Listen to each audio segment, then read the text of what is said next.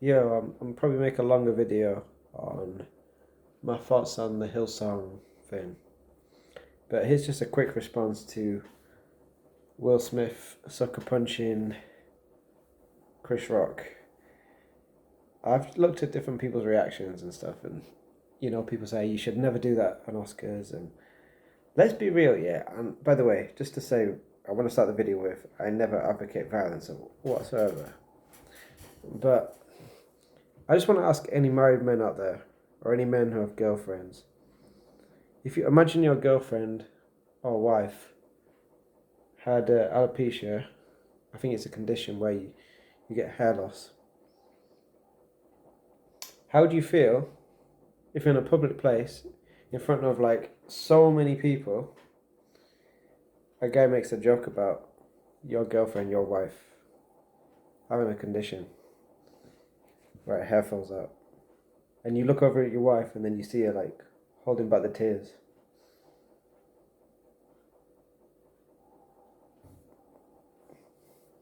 In my opinion,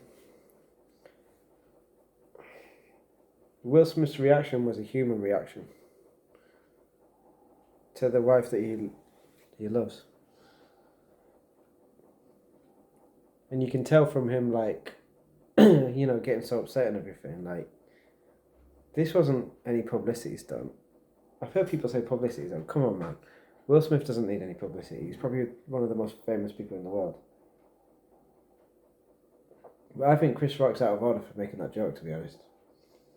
I mean, not to make light of the situation, but Chris Rock does have a good chin. I'll give him that. It looked like he just sort of took it, but yeah, those are my thoughts on that. Regarding the Hillsong documentary, I'll just say quickly,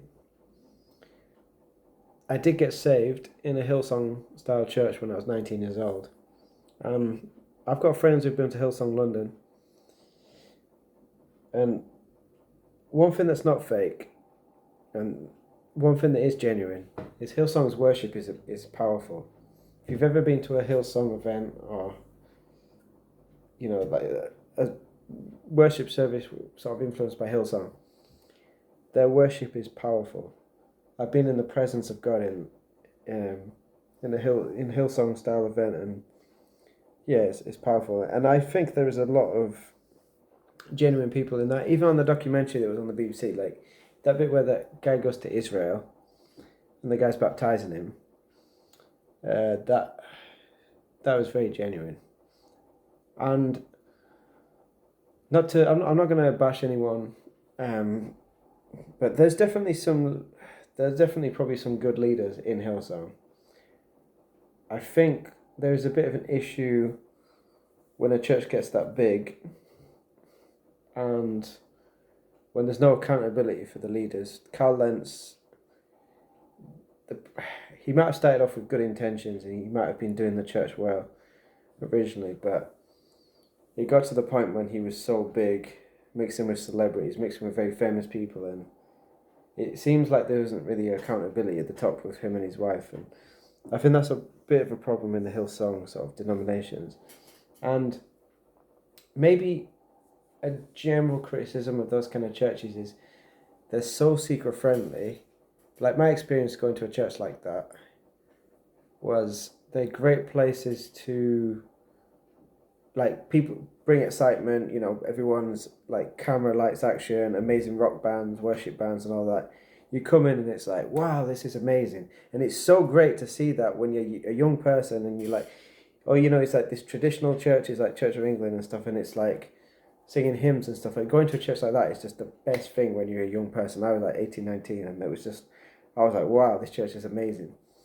And if that's drawing people in and people are getting saved, then great.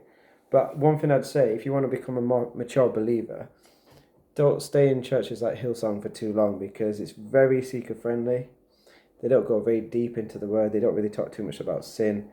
They don't give you the real meat. So that's what I'd say on there. But yeah, maybe I'll do a long video about Hillsong later. But those are my quick thoughts. Hope you enjoyed the video. Don't forget to subscribe, like, share this video. Peace.